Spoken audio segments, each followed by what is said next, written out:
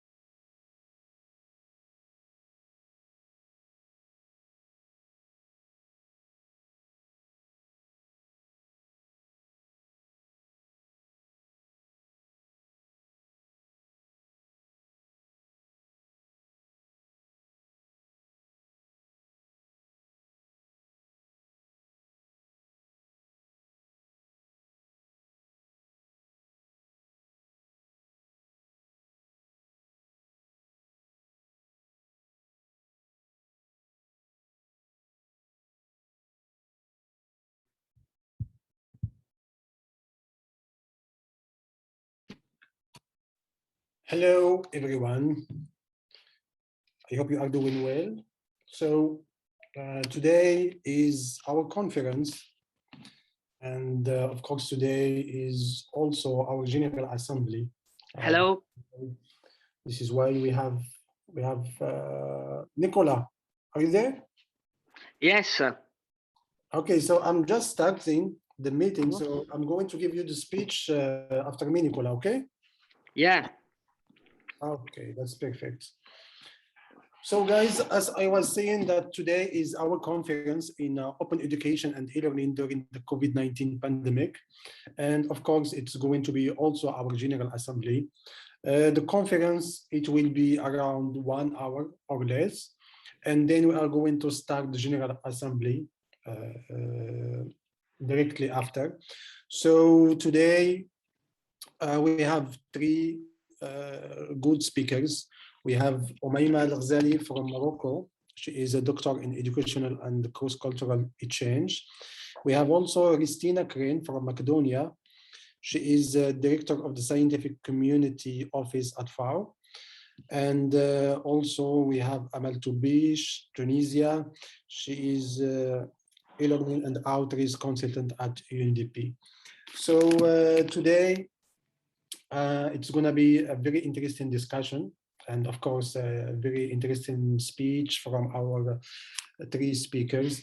I'm going to give the mic to Nicola, and of course, the moderators of this conference is Tracy and Kate. Okay, thank you very much. I'm Nicolò, the responsible of communication department. It's a great honor opportunity to introduce to this amazing meeting, our last of several sentence of meeting opportunity that we are implemented during the next weeks. Education, as you know, is a very important topic now than ever, more than ever, because with the COVID-19 outbreak, we have seen a lot of people then try to implement the education as with several tools, with several way of learning. There are several way of interpreting education, as you know, because anyway, education it's a wide word that the user can referring to several topics. We always try to implement ourselves with several skills, with several educational. Everything all right? Okay.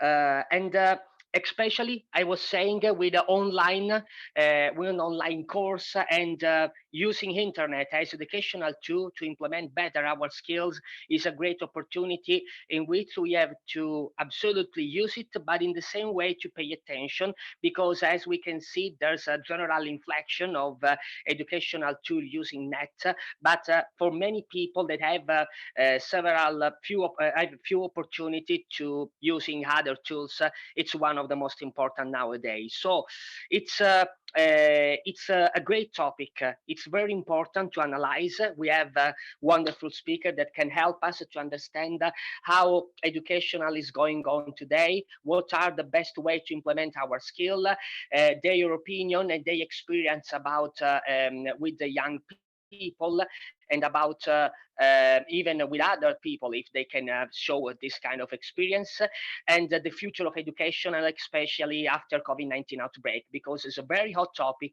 It is very important to analyze with all of you. It will be a very interesting discussion, as Zoubair said before. So, I don't like too long speech, because it's important that everybody the opportunity to talk and to sharing their experience. So I leave the floor with a great pleasure to my intern, so you can introduce yourself, you to show how wonderful was the work that we had during this week especially, and thank you very much for your attention. So please, you have the floor now.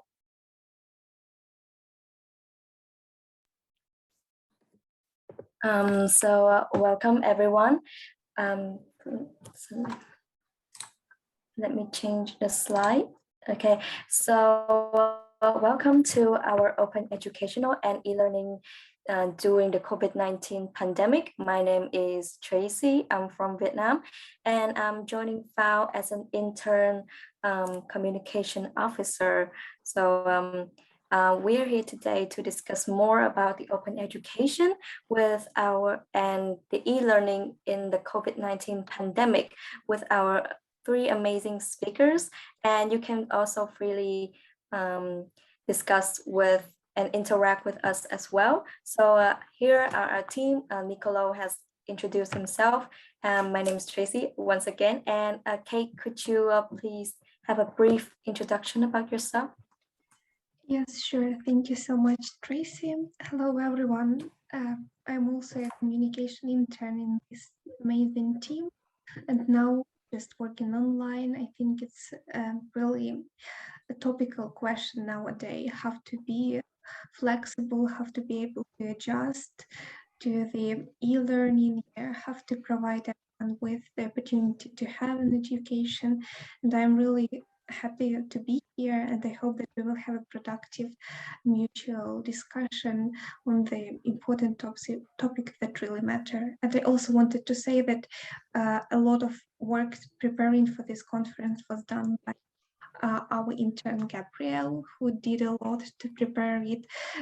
He cannot stay with us today due to some technical problems, but he is an amazing person who just is and was a valuable part of our team. So thank him very much. Okay, thank you, Kate. Okay, I think that we should go to our speakers. So, the, so I would love to introduce to you first is Omania Elghazali. I'm sorry if I mispronounced your name. Could you? I think, sorry, Tracy, I think the name is Oumaima Elghazali. So, yeah. Yeah, I'm sorry. Okay, so I can go ahead. Yes, yes, thank you. Yes, please. Can I share my screen? Is that okay? Oh, yes, of course. Okay.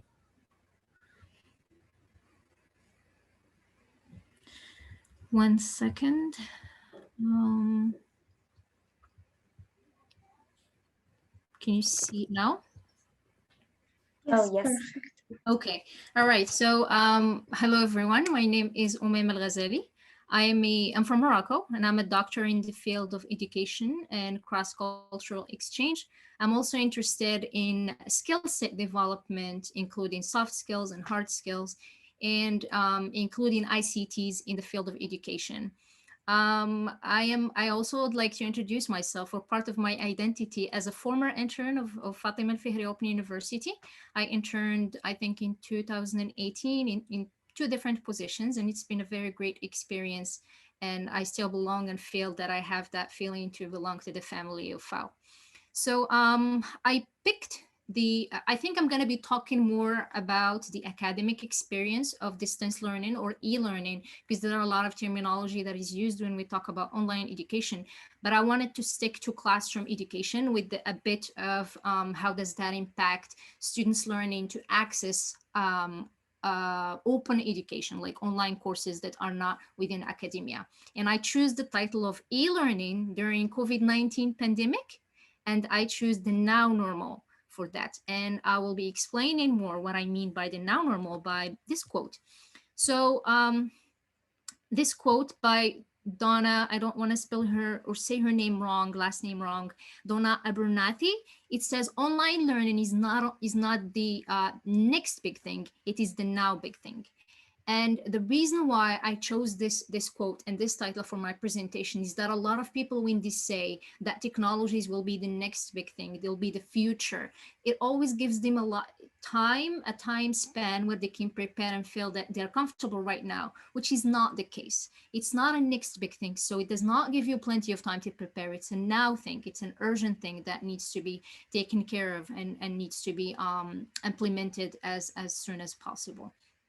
I would like to share a couple of statistics from the UNESCO about the school closure around the world as impacted by the pandemic.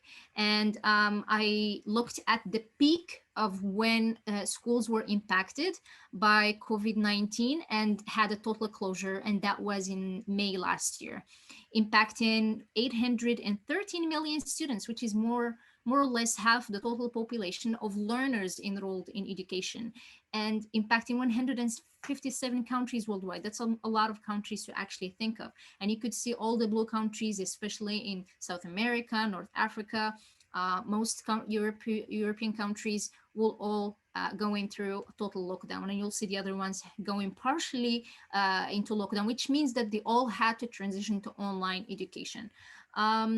I also took statistics from yesterday from the same website, because it kind of changes on a monthly basis. And I think on a daily basis as well. And these statistics show still that there is a need for online education, because 114 million students are still affected by that, which means a total of 6.5% of students. 17 countries are still affected by total lockdown. And you'll see a lot of other countries in Africa and South America and United States are actually still partially open, which means that a lot of countries are still dependent on online education. What does that mean to the educational systems worldwide when we say transition to online education? And here I'm talking about students who are enrolled in a classroom. And I will be giving hints to why that is important, only to instill in them a need for open education, to seek other opportunities for learning. What that meant is that learning management systems became very famous, like a Google Classroom, like Moodle, like Canvas. All of these became very important as a way to help students learn. And it followed an asynchronous type of education. So the teacher would put content or would put information that the students had to read, or they can upload their homework on that platform. And also a huge need for conferencing software like Zoom, like Google Meet, like Skype, for synchronous types of learning, which means that students all come together and meet in a real time to actually discuss and ask their questions and interact with their instructors as about the things that they learned on their own through the asynchronous type of education. And also popularity of optional virtual training and online education, which brings us to open courses that a lot of people started to take during that period of time. It's just been like people trying to find courses that kind of help them understand what they were going through mentally, like a lot of courses about mental health, how to adjust to changes, how to actually learn different skills, professional skills. And a lot of organizations and foundations started to do online training. So a lot of people spent time online doing many things and allowed for geographical flexibility, which we'll be looking into in a while. And also professional development courses. A lot of corporations, workspaces, these started to take that time and use it to get their staff members trained professionally, especially those whose jobs are more associated with the physical setting. I want to read this quote by Dr. Christine Greenhow, and she really explained what how that looked like in real life. So the shift to online education was accompanied by confusion and whether and how to hold students accountable for their learning and whether to teach new materials. So a lot of confusion was happening among instructors. Many teachers slowed the pace at which material was taught and adjusted performance expectations. So they were not really evaluating and assessing students based on the same ranking that they used to in a physical classroom. It had to be changed because expectations were lowered.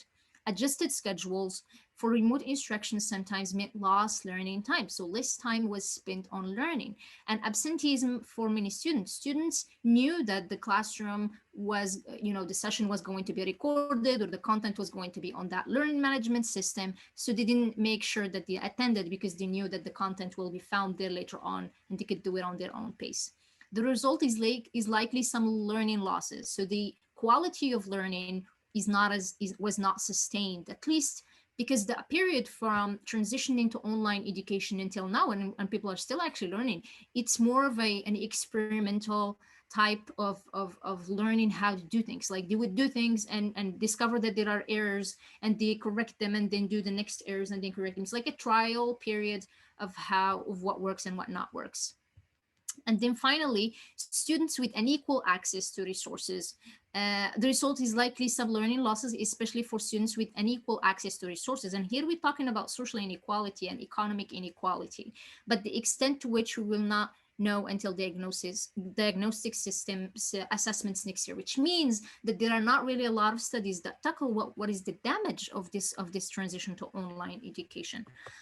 So I will discuss some of the challenges and I split them into 4 categories. One of them is social challenges, meaning that in the middle of the pandemic, there are still a lot of things that are stopping students to access learning, open education courses, as well as the classroom instructions. And I think that's one of the points that FAOU is actually working on, is to have free access education to all students globally, and to kind of mend that gap between different nations.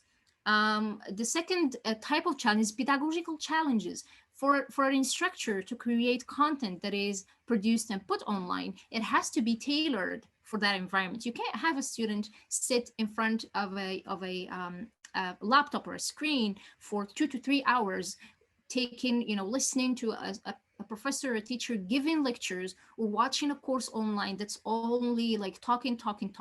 It's more like they want interactive content. They want a question to pop up on their screen that they can click on. They can use different platforms to have interactive content. So the content that was used in a traditional classroom will not work right now in a online one. It has to be tailored. And technical challenges, which means that both instructors and students are not tech savvy. They do not they do not, or we are not sure how many of them actually are tech savvy or have technical skills to operate a hardware for technologies or use different online platforms. And finally, psychological challenges. It was not easy to transition. That transition was not easy on everybody. It cut off a lot of different habits that they were used to, and it created stress and anxiety in a lot of students. And I'm actually working on a study around this area of stress and anxiety in students. And it's been very, very interesting to learn what are the different things that created anxiety in students. And one of them is actually uncertainty, because all of what was going on around them was actually very, very new. So it was difficult for them to actually grasp it and create meaning for it in their minds. Now, other challenges are finding a fit in learning time. So as we all know, online education or transitioning to online learning created flexibility for learners, which mean, and also for instructors, which means some instructors, at least in Morocco, would schedule classes in the evening because they knew that, it was going to happen anyway online. Why should, it keep the same time? And this created kind of difficulties for students to adjust their schedules, to do different things. And also, most of the activities they wanted to take part of, for example, volunteerism, internships, trainings that they want to do, online courses, they all were all happening on the same day and on similar platforms on the same screen. So there wasn't difference, and it kind of created that difficulty in students. Need for autonomy in learning. A lot of students are used to traditional classrooms where a teacher is the one who is in control of learning. They can listen to his or her ideas and take notes. And when they transitioned to online education, it was more of students having to learn. And it's the same thing that online open courses actually provide, that you have to be autonomous in your learning to go look for a course that you want to take and then make yourself committed to that course. And commitment is a very important thing, actually, when you start an online course or you start anything in life. You have to have that autonomy and commitment for any learning experience to actually be successful. And again, technical savviness, and we don't really know how much these learners are aware and can operate different technological platforms or different technological actually hardware, and then different platforms for learning. Socioeconomic changes. A lot of people were affected by the pandemic, that a lot of people not really thinking, like instructors, stakeholders, and not really thinking, how can we mend this issue? Do everybody have access to internet? Do everybody have access to food? A lot of families lost their income. So internet, and I wouldn't say electricity, but internet is the last thing, a family who does not have food would think about. So it was it's a bit hard, and it kind of sheds light on the inequalities that are happening worldwide.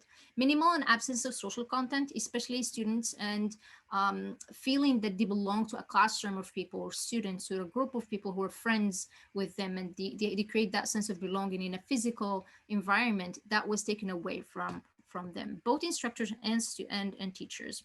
Access to technology and workable internet connectivity, a big issue worldwide.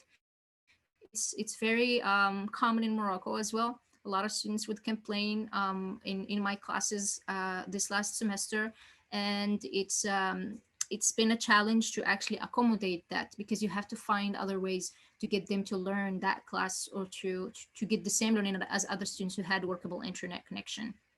Again, content that is tailored for classrooms, so that you have your students focusing and interested on the course content. You don't have them losing interest. For online engagement among students. And this is, all of these actually are findings of a study by, I have the reference at the end, and it's Sharma 2021. What they found in this study is that students had poor online engagement. So when you have a student in a physical classroom and an online classroom, and you compare their engagement, you find that they are more engaged in a physical one instead of virtual one, which means achieved learning outcomes.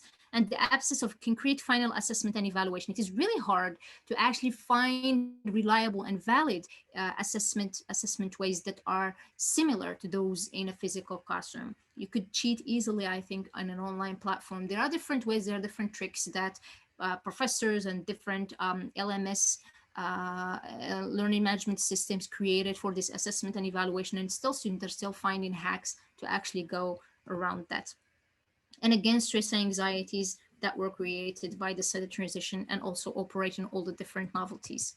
But on the other hand, however, there are a lot of opportunities that were created by this shift for both for learners and instructors. Of course, the first cause was to limit COVID-19 spread, and it did that for both learners and instructors. Geographical flexibility for both, again, you could be anywhere, you could go anywhere. Some students I had in my study said that the at least are not spending as much money on transportation to get to where they go to school, have to take 2 buses to 3 buses to go to university. So that created a little bit of comfort for them, and creating interactive content for learners. So it's interesting, fun, and motivating. And also it gives the instructors a chance to have more creativity and add novelty in their teaching. For students, accessibility to course content, meaning that the sessions are recorded, they can access them at any time. And also they are developing their technical skills, both learners and instructors. This is a forced way to actually develop their technical skills. Students are getting written feedback on different LMS classrooms. For example, Google Classroom, you could write feedback, you could write comments, and students can go back to them anytime. Comfortable learning environments. Some students, and this was I had conflicting results actually about this one. Some students wanted to study from their room. It made them feel comfortable. Others, it made them feel lazy, because to them, that physical place of a room is a place where they can sit, be themselves, and live and be who they are. It's not really a place for them to learn. And of course, forced learner autonomy. So they were obliged to be responsible for their own learning. It's good for them to learn how to be autonomous. And it's also good for instructors not to always be needed in every step the student is taking.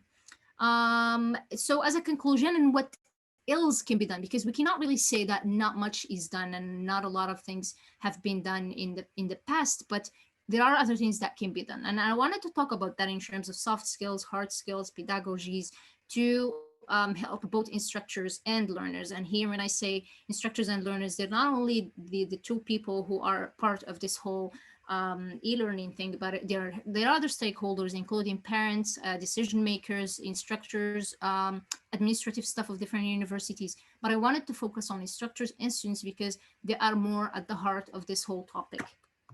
Now, some soft skills that learners can develop are time management skills. They need to know when they can organize their time, so they can also have time to actually do open courses that are of their choice, and about things that they want to learn on the side, not part of a curriculum, not part of an educational system.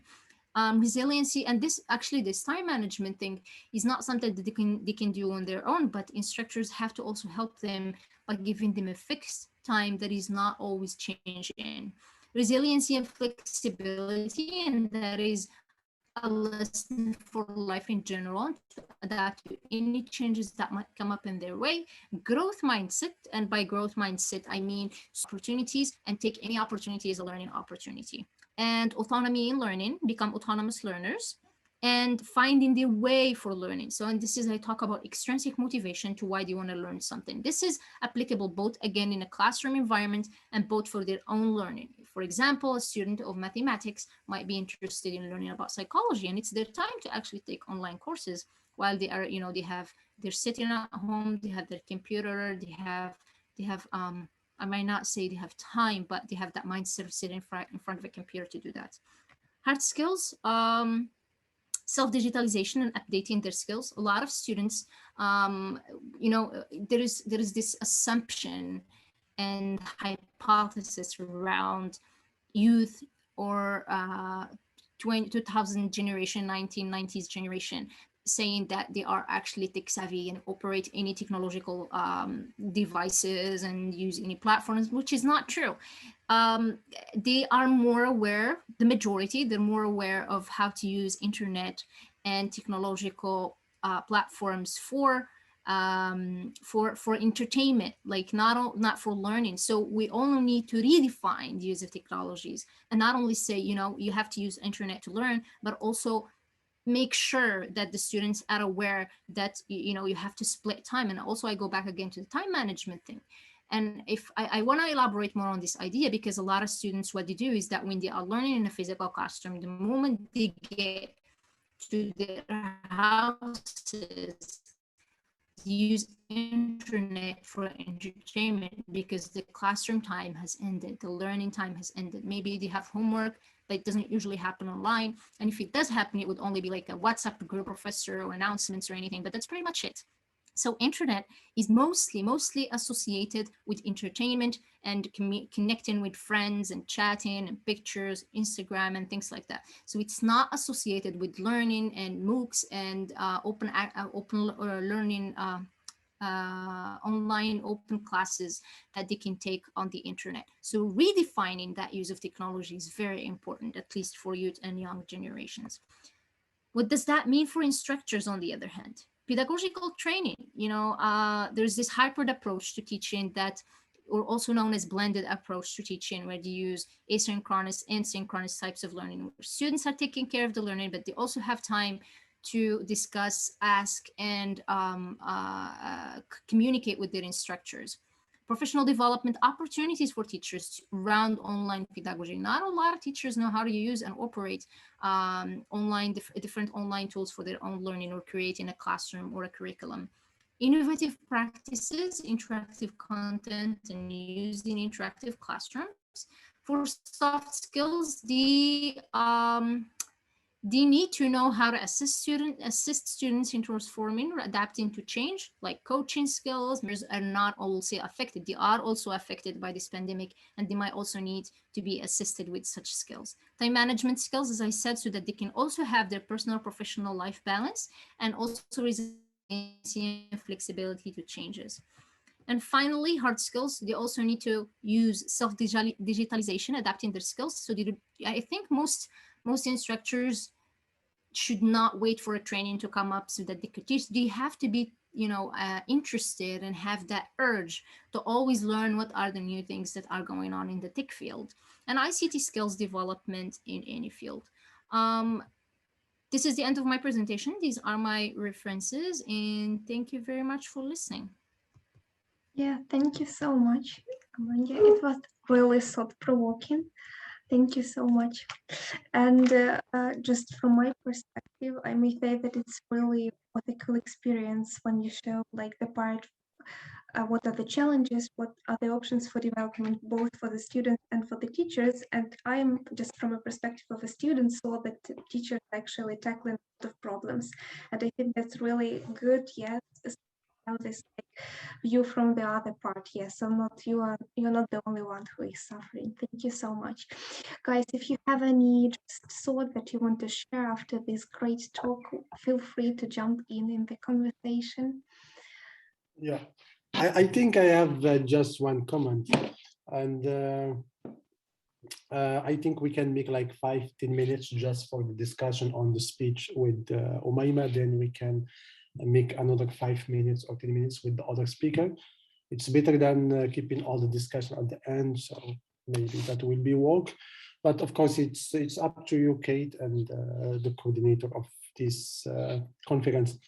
So it's really attracts me that the point when we speak about the e-learning, that many people say that in online education people will be cheating, or yeah, of course, but also the pedagogical systems now is different.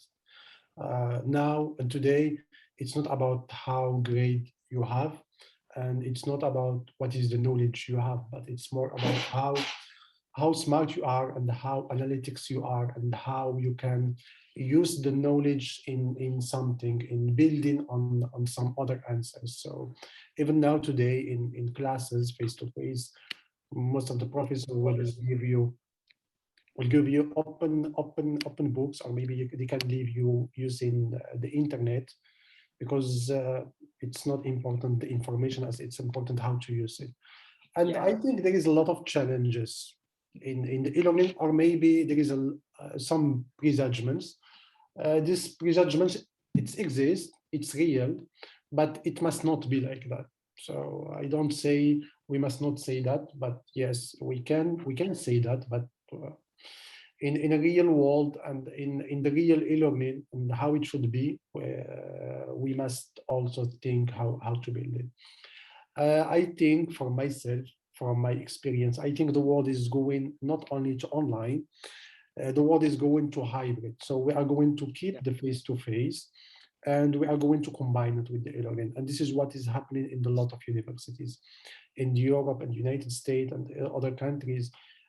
You still can go to the classroom, but in the evening you still have a session, or maybe in the weekend, or the professor give you something in the campus, in the virtual campus. And it's not important now, if you study in many universities, it's not important your presence. Most of the professors, they don't care if you come face to face, if you come to the classroom. The most important for them is the project, and maybe the quizzes, or maybe other type of your participation in the subject. So I think this is a big topic, because e-learning, it's not only the change of how we are managing the education, but also it's how the pedagogical is changing. Thank you very much, and I'm looking if any other comments from others. Can I add something? I have two comments very shortly to say. Sure, Nicola, go ahead. Yeah, I guess there are two other important challenges that we have to face for the future. The first one, I guess it's important to pay attention, according to me, to inflection of online education, because the main problem we risk to have is that in the end, the cost, the general cost to take a master or a bachelor or another professional course online on our site are basically the same. This is a problem we have to manage, and with a caring attention, because in the end, the people they're using the tool as the internet to have a more accessibility education, they're doing because they want to anyway to have a less expensive education. But it's important to pay attention about an inflection about online. So this is, according to me, is the first one. I hope in the future there's no speculation and high speculation about it, and we risk to have this. The second one, and to pay attention about, but many people just say something like this, I guess, to don't give to the internet the power to regulate our education, because once I want to use the words of a wonderful Italian philosopher and thinker, Pier Paolo Pasolini. He said that a massive education, a massificated education is a risk for society, because when we don't have any other opportunity to use other tools to get to us, to give to us a more sophisticated education and several tools to educating ourselves, it's a problem for society and for democracy itself. So it's not only about give to the people education tool, because it's important to have a more qualified and more acculturated people, because you can get this achievement in a several way. The main important things is to give to the people the tools to give them a real tools to well reasoning, to using education in a several way to give the opportunity to have a more inclusive citizen into a complex society. And this is only possible when you have a several way of educating people, formal and not informal, because in the end, internet is becoming a formal education form of educating people. So that's another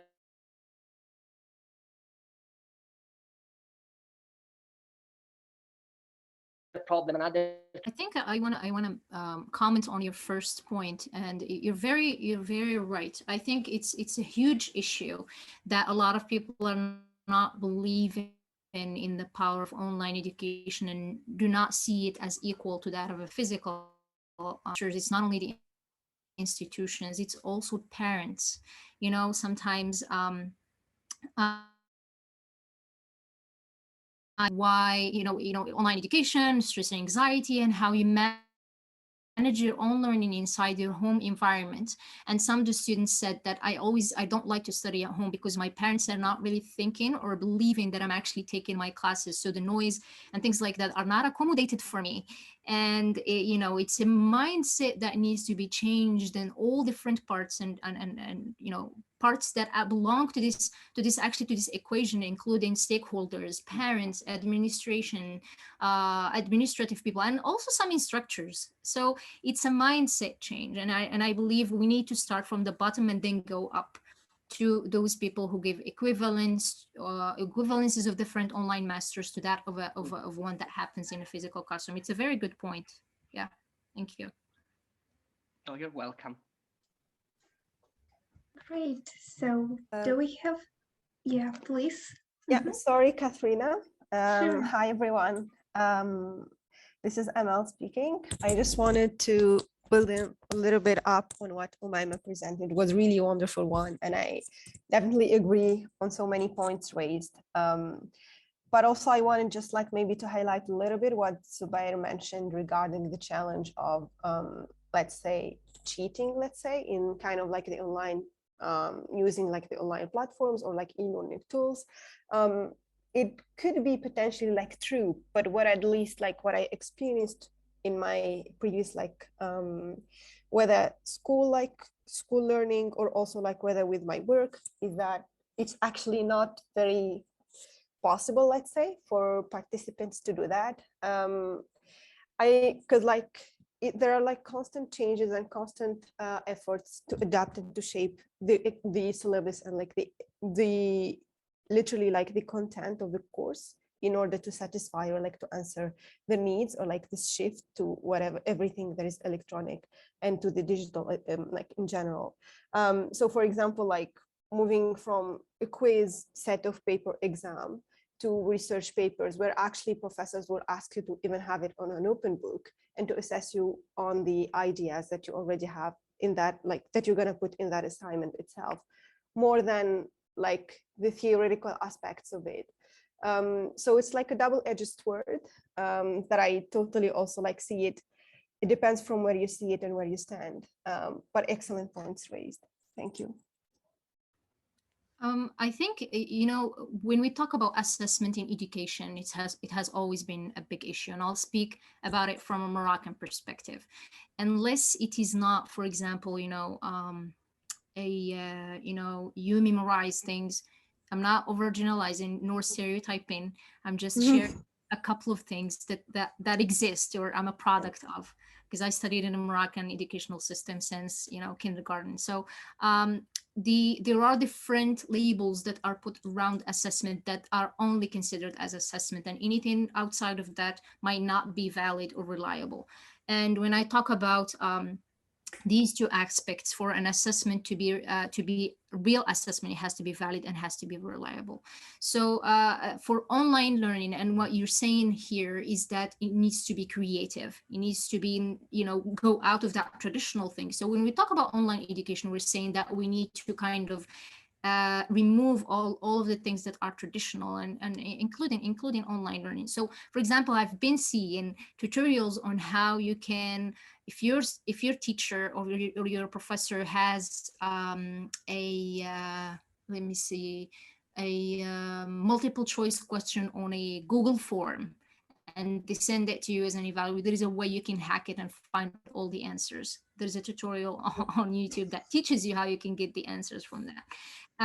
There are different things that, for example, I studied in two different educational systems that also teach you how you can take online courses and take online assessment and still have, you know, you can't cheat. For example, give you a question, you have a couple of seconds to actually answer that question. And if you don't do it, like, for example, you go Google things or, you know, ask a friend or somebody, you will not actually be able to answer that question, and it goes up. And what happens is that students usually will go to a smart student in class, and they will ask them to take the quiz and then take the answers for them.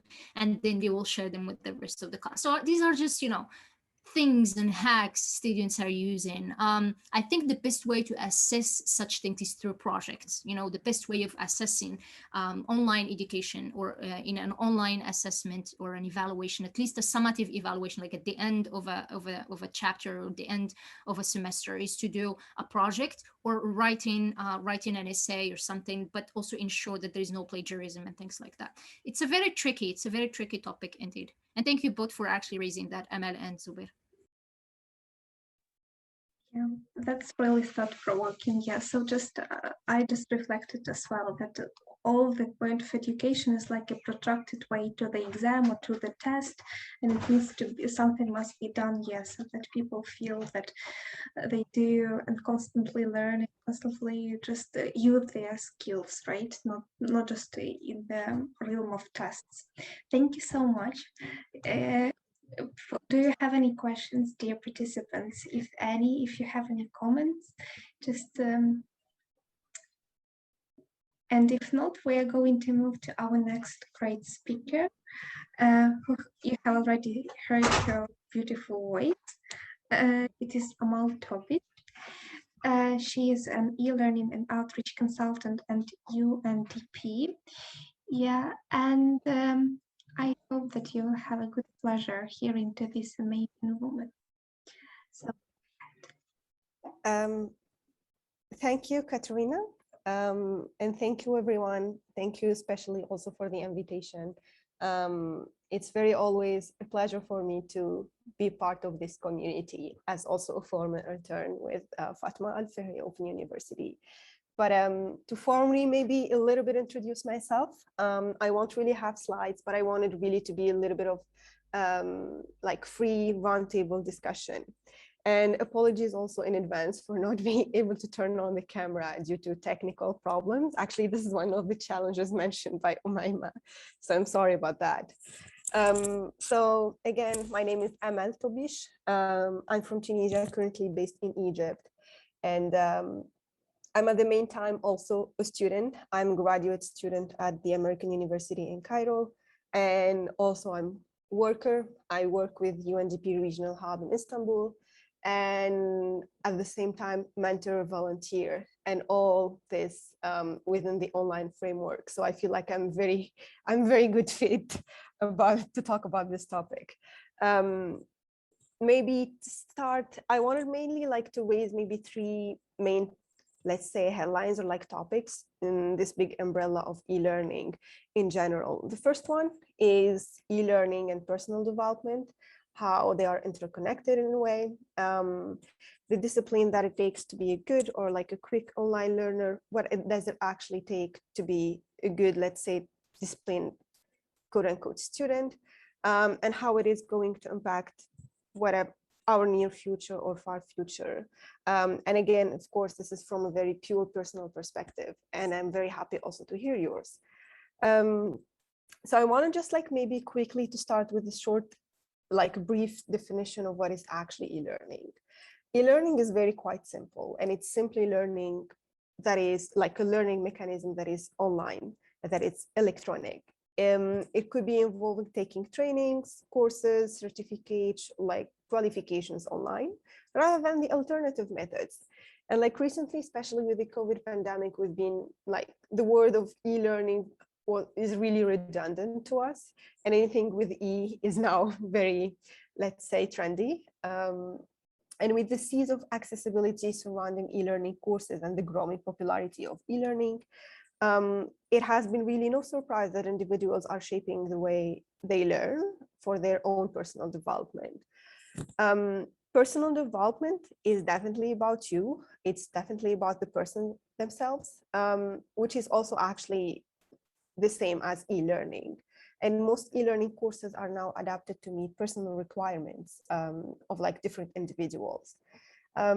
They do that by asking predetermined questions that help shape the course you want to take, or like they customize or like tailor essentially courses components to meet your personal learning objectives. And that's why actually, whether in universities, we always see like feedback, please give us your feedback. And this is like a constant reminder for them in order to shape and to work more on the curriculums, the approach, the direction that they are taking on several aspects. So within actually this flexibility in e-learning courses, individuals are inclined to expand on a journey of personal development that actually also can be assessed from within their own comfort zone. It could be a very major influencer factor. So e-learning is actually an alternative learning experience for those who are uncomfortable learning in large groups. And this is actually a fact. A lot of students don't really feel comfortable being like in a very small space, let's say, with a lot of people in the same classroom. And it really like doesn't give them that flexibility to learn at their own pace without really distractions and definitely also indirect costs. And this is what e-learning is actually offering us. Like, for example, during the pandemic and actually till now, we've seen like big named universities like giving courses and trainings and mentorships for free to anyone who is interested and to take them online. So it's actually a very good way to boost your knowledge, to expand, like to learn more on your own pace and at a very reduced cost. So the students would also have more resources at their disposal too, because they wouldn't have to visit and devote their full years at campuses, for example, rather than they would take commodities and courses online at their convenience and at a much cheaper costs. And we've read like about students who actually managed to finish like their undergrads in a very short timeline of like less than 4 years, maybe in 2 years or even shorter. And this is actually due to the flexibility that e-learning is offering. But is it actually easy to commit to e-learning or like to have an e-learning platform or like classroom? And the answer, of course, is not. It's not easy, but I wanted to highlight maybe some tips and tricks on how you actually could like, let's say, fit. But again, of course, this is from my personal experience. But I'm sure also online you will find hundreds and zillions of other recommendations. But at least this is what I see really relevant. The first thing is to really understand that online learning practices and expectations, and that online learning is actually also learning. And by this, I mean, like, it's actually a classroom, a virtual classroom, let's say. And you need really to realize that it's not an easier way to learn rather than a more convenient one. And to successfully learn online, you need to dedicate a significant amount of time, consistently attend X program, and to be concentrated while studying, and to fully commit to literally all your own learning processes and learning goals, just as you would do for a regular course. The second point is to have a dedicated study space. It might be, it sounded cliche a little bit, but this is actually effective. Whether you decide to study in your office or in your living room, and just ensure that this place is quiet, organized, distraction-free, as Oumaima mentioned. You know, with a lot of challenges now, it's a little bit tricky and hard to find like a distraction-free area, but it has to be available for use at any time for you. And your study environment should be one of your main concerns when you are an online learner, so that you make sure it enables your study routine. Maybe as a suggestion, like to ask your friends, relatives, or colleagues to literally respect your work mode and consider turning off your phone whenever you have like an online network open, let's say, or like when you are taking a course as well. Because like people take it for granted to multitasking and navigating social media while, for example, like attending a course. And it's very easy to be distracted, like when you receive a notification, to just log in and respond and like leaving the course behind. The third point that I wanted to raise is to identify your learning objectives and goals, and to be actually realistic with this. In order to stay on track with your online courses, you need to make sure that you always keep in mind that you hope to accomplish by the end of your learning objectives and goals. And it could also be a very good, excellent, good roadmap during the online learning to carefully read the online course requirements. It's literally as if a professor is presenting the syllabus to you. You literally need to have that roadmap also drawn in your mind, and to have a very like highlighted or like bullet points tasks and what you need to perform in X or Y day. Last but not least is to participate actually in the online discussions. It's literally the same as face-to-face. By literally, I mean in theory. Of course, in practice, it's not the same. But like online learning doesn't necessarily mean learning in isolation, and you can still like be connected with your virtual classmates, whether on social media, online courses, forums, webinars, and that will like enhance tremendously your e-learning experience. And like to be engaged with more ideas in a way will also be a very good way for you to keep it up with your online, let's say, course curriculum. Last but not least, one of the maybe a little bit challenging question that it's open-ended, and it's mainly about how it's going to be, or like how I see, let's say, the future of learning. But I wanted before that maybe to highlight that actually there is, how I see it, at least in the near future, also in the far future, is that online, everything that is online is really invading what we are doing now, not only because of the pandemic, but because of everything. All organizations are now shifting. Everything literally that we have is trying its best to literally adapt to these new technologies. So there is no way to escape this. And this is a topic that we really need to talk about and to start action also. But like, in order like to assess maybe, let's say, the situation, how it's going to be, it's a little bit of like ambiguous question. And for me, there is no really definite answer because it depends on the so many factors. And so many of them are mentioned also by Oumaima. And I mean by them, the challenges. And one of them, which I really think is very important, is the infrastructure. Improvements are really required in the IT infrastructure to make it more suitable for online education. The question whether we are actually at it or not, that's really debatable. Software for conference calls may be a good start, but it can't handle some key functionalities, for example, like accommodating large class sizes, while also like providing personalized experience. Even like 1,000-student classroom, as an instructor, can sense if students actually are absorbing concepts and can change the pace of teaching.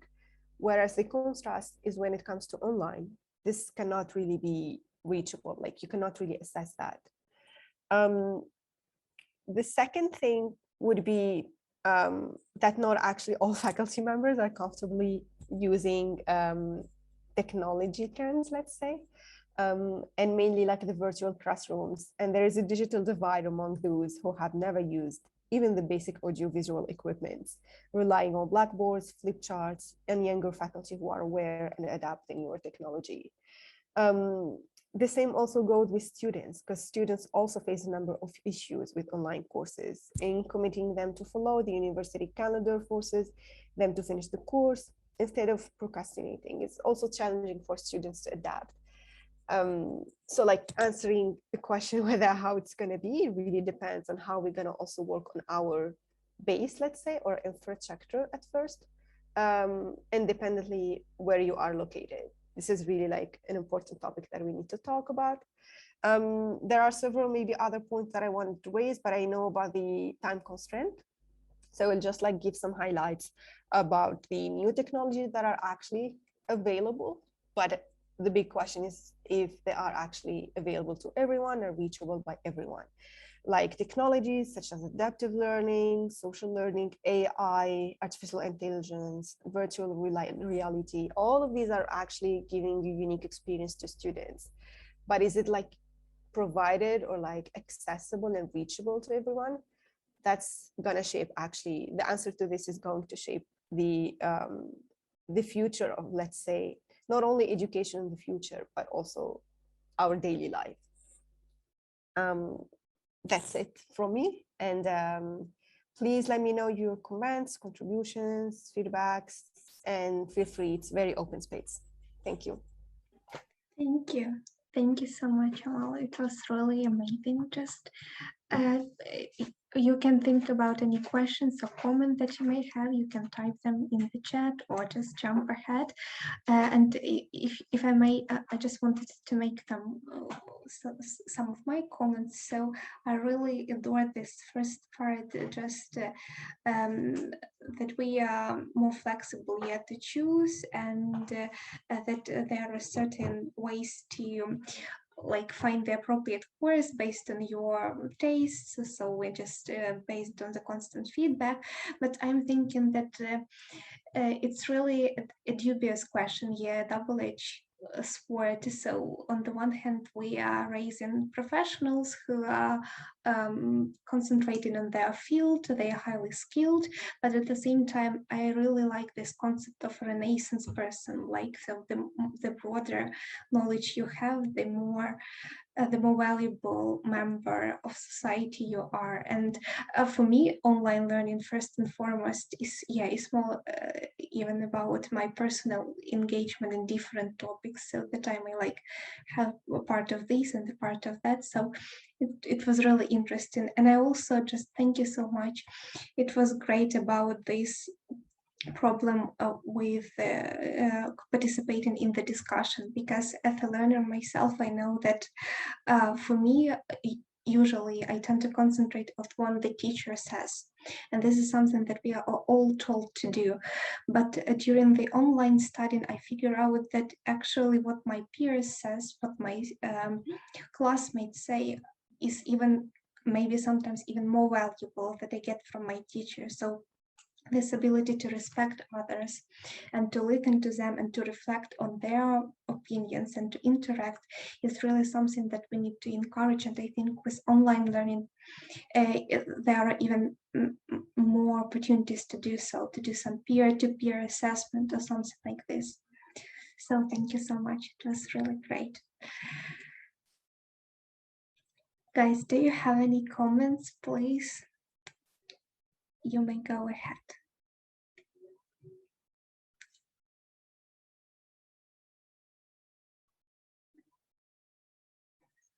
Okay, so everyone is keeping silent. I get that I may lead to flow. I just first wanted to thank so much that you have been here, concentrating with us, not procrastinating. And yeah, FAOU's mission is about getting open and free education to everyone, and it's something that resonates with everyone. I strongly believe here.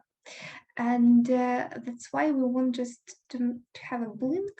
And I would like to give the words to Nicola as some of the courses that we consider to be very important in the nowadays reality. So Nicola, could you please have a word? Yes, as you can see, first of all, there are several international online course opportunities. Fatima Open University is a real open university itself, as you can say in the name, and the role of this university has always been to give the opportunity to the people to have a different way to approach themselves to the education. Because as you can see, the several events we try to organize in the best way that was possible to organize it themselves was to make it to sharing our experience, time question, games day, and something like this. It's a good way to learn, and the several it's a very original way, I guess, and Fatima University is one of the most important institution, according to me. Online institution can give this kind of opportunity to the people. You can say there are several international like course opportunities offered by it: immigration studies with international certificate, principle of management, peace and conflict studies, and sustainable waste management is another important topic, but we are working for it. It's coming soon. And anyway, I guess that the free opportunity that you can have in this moment in front of you, they are very good because you know, we are talking about a very important topic nowadays. Management, it's important for several reasons. Management is not for itself only to manage a big company, but even your everyday life, to be able to manage every kind of event, of inevitable event, and something like this. Peace and conflict study, even in your everyday life, it could be important with your friends, your parents, to manage conflict. And migration study, because you can take a very important certificate recognized by several institutions, and you can use all of it. I want to add another important opportunity you can use, is called XDG Academy, if you know it, XDG Academy, and it's about several topics. There are several opportunity, even in this big site. I mean, you can take international certification, short courses, several certification about the topic just like environment and all the SDG. There's an intersection for all SDG only, and about short master, short bachelor. Then it depends on the result you want to achieve. Pay attention, because several international opportunity, I'm referring to the other website you can meet, they are slowly becoming to pay. I mean, it's needed to pay to have an upgrade on update. So pay attention, because if there's a good option, a good opportunity, I mean, by pricing, by paying, we can available to give some suggestion and to, if it's possible, to give you another opportunity or to better manage this problem. I mean, about giving other suggestion, but it's, as I said previously, a problem that we need to face. So the main important thing that the most part of opportunity international courses still remain free and free accessible, so don't worry about it. And I want to thank you too for your attention. Sorry, it was a little bit too long. No, Nicola, you are as usual on time. Thank you so much. And it's really important information to share. And guys, we want just for you to have a quick look at the video that Gabriel has recorded for us, because he's not here and he could enjoy, but he really wished you to see this video. So Tracy, could you please share your screen? Oh yes, just give me a moment. Mm-hmm. Yeah.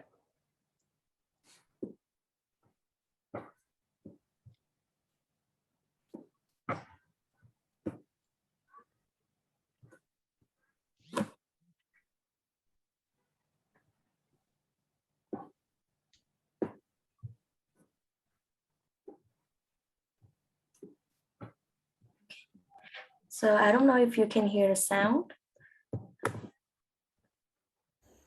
Hey everyone, it's Gabriel here. I'm recording this video to say that unfortunately I could not attend today's event. I had some internet connection problems and I couldn't make it. But I want to thank each of you who came to our event. I'm really grateful for your presence. A special thanks to Almeida, Amal, and Christina for being our speakers today. And also a special thanks to my team, Nicolo, Katerina, and Tracy. You are really amazing and thank you for helping me on that.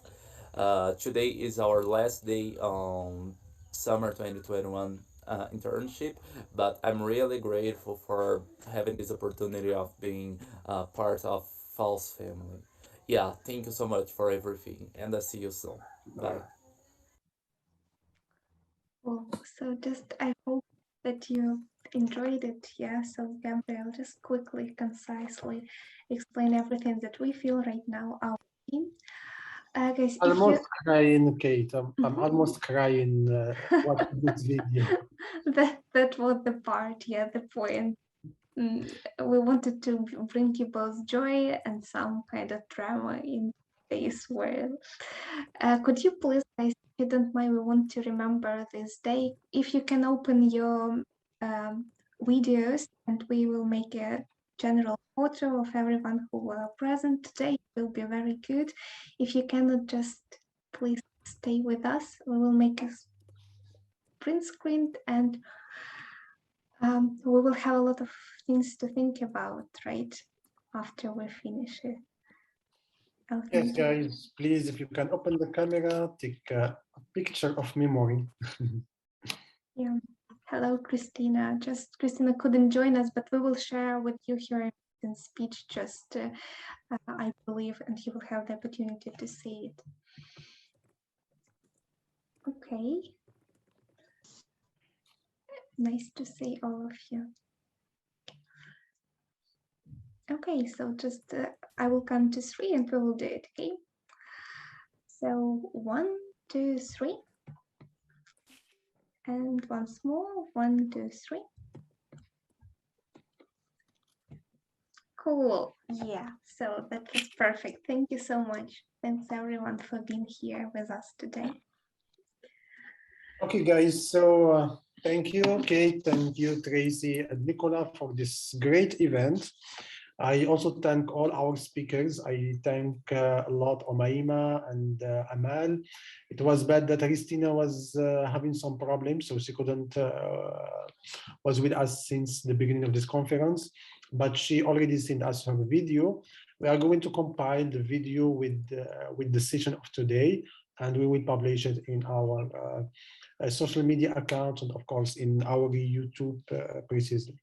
So we are going to ask the guys who is not part of the summer internship, please, if you can leave this. Hello, dear friends, to all of you. My name is Christina Kren. It has been such a long time.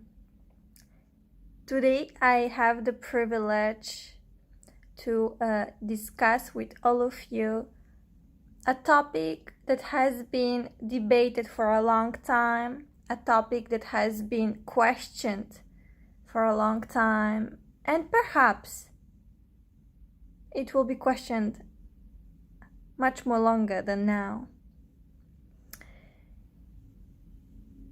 Well, first, before I start my talk, I would like to thank from the bottom of my heart the entire team of Fatima Al-Fihri Open University for hosting me on this Zoom interactive session. We know that Zoom as a platform revolutionized the entire world university education. And being a university student myself, I know that Zoom as a platform contributed greatly for the development of my career. I really like digital education, and at the same time I like the education in the campus of the universities. Well, first I would like to thank Oumaima Elghazali, Gabriel Almeida, and Amal Tobich for inviting me to be part of this FAOU talk. Also, special thanks goes for Mr.Zoubair, Khouaja, the founder of Fatima Al-Fihri Open University, and a special thanks to my former mentor, Fatima Zahra Boudra, who actually basically was there since the first days of the creation of the Scientific Community Office, which proudly I am part of today as well. Well, I would like to say that basically the topic of this discussion is open education and e-learning during the COVID-19 pandemics. Gabriel basically asked me to discuss or give my opinion for the development of the process of e-learning in a global perspective, and how that it impacted greatly the international education and the connection with future jobs. Well, I would interrelate all these notions, all these concepts of thought from my own experience. I do not like to individualize education. Education should not be individualized. Education is a collective matter. It's a matter of our society. Education is and was produced by our society, our world society, and we are part of this society, of this world society. Therefore, when we mention or discuss basically the advantages or disadvantages of online or face-to-face education, in my opinion, this is the first wrong point of discussion. Everything in life has advantages and disadvantages. Therefore, I don't think so that digital education impacted negatively some students in the world or some professors around the world. actually, I can say about myself that Zoom as a platform, in the internet as a revolutionary invention, gave me the opportunity to study at the same time in 2 different countries and to study 3 bachelor degrees, from which I'm very proud of, and to be able to study in French, in English, and to say, okay, there was so much work, yes. Doing 3 bachelor's degrees at the same time is not something that everyone is doing it. And I don't want to say I did it. No, I would like to say at least I tried. I gave my best. And what is the outcome of all of this is that I could make connections with people from all over the world.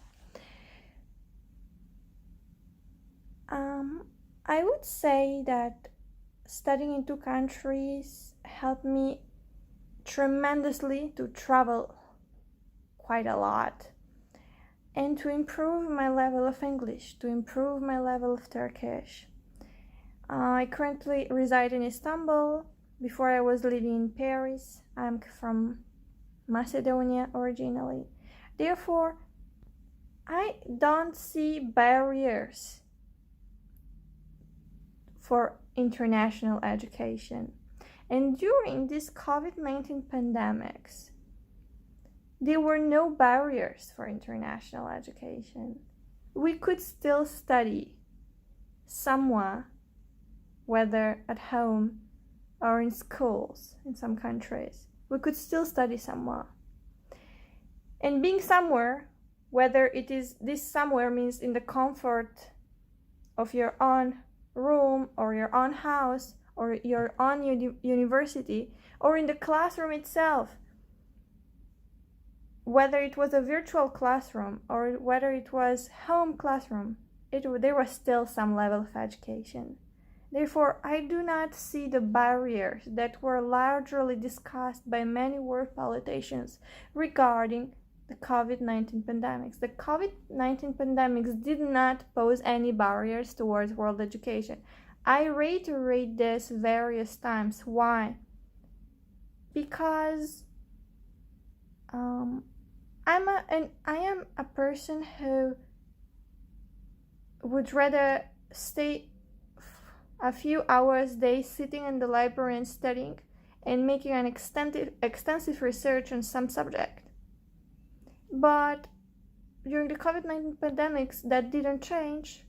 I was still in front of my computer, reading thousands of digital documents, and was still able to do my extensive research projects. The question of future jobs is not something that is an obstacle. Well, now, in this second session, I'll be talking about future jobs and the education during the COVID-19 pandemics. As I said, nothing in life is an obstacle. We are seeing something new and we immediately think that is an obstacle.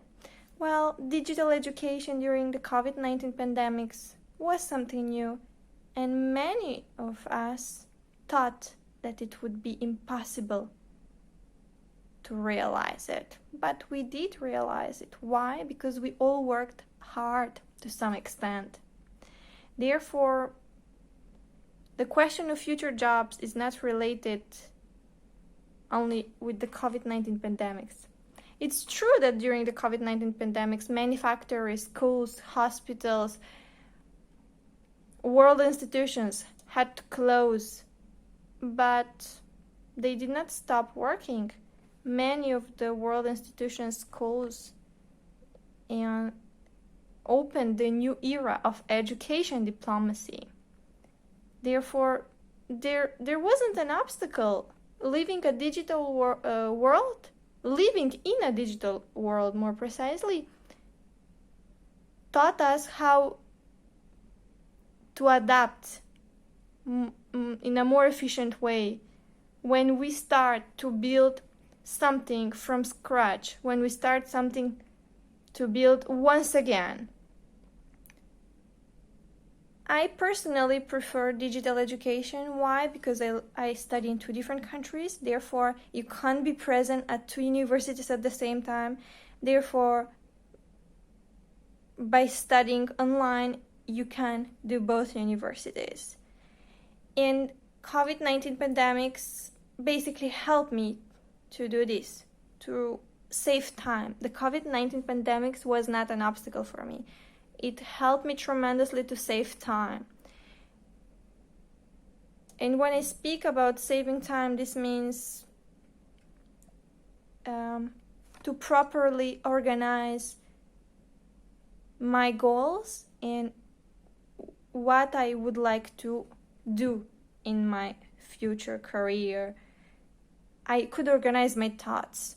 And the best of it was that I learned how to prioritize things in life and education as well. Therefore, I would rather say that starting something from scratch is not a problem. It's a challenge. Life gives us that challenge, so we should not miss it or screw it up. We should find the solution how to deal with it. So therefore, I was in a situation before when I was following classes online for my university in France, and I was following classes in the amphitheater of my university here in Turkey. Therefore, I was all the time rushing in the transportation, which means using metro, buses, planes to travel from Turkey to France, from Turkey to Macedonia, from Macedonia to France, etc., etc. Therefore, I didn't have time for myself and for my personal goals. I had time for my professional goals, but not for my personal ones. Therefore, the COVID-19 pandemic was a new surprise for me, and I just learned to take the best of both worlds and just realize everything that I planned to realize, basically. So this is my experience. But how is the experience of other people? You can basically, all of you ask them, and ask them actually to share their story. And when you hear the essence of different experiences, you become someone who is quite flexible. And being flexible is one of the key factors that helped me to succeed in my professional career. Being very flexible. When you speak more than 5 or 6 languages, you no longer reason in one language only. You reason in various languages at the same time. So when I mean at the same time, that means that while I was doing my 2 universities online during the COVID-19 pandemics, I had to think at the same time in many languages. So basically I was writing my research paper in French, doing my other research paper in English, and I was constantly having some connection. And what was that connection? That during the COVID-19 pandemics, I could live in total, so I could live completely my dream of speaking and interacting with many languages at the same time. It was a wish since I was a child. Therefore, this wish was realized only during the COVID-19 pandemics. What is the future of education? This is the answer that only you as an individual will have. Well, in this third and final session, I would like to mention that COVID-19 was a valuable lesson for all of us. We all got some valuable feedback for ourselves. Therefore, the best saying or advice that I could get from my grandfather, may he rest in peace, is that while I was younger, he told me one advice. You should know that in life, while you will search for a job, companies won't search for you. You should search for them. Therefore, I think the message is very clear.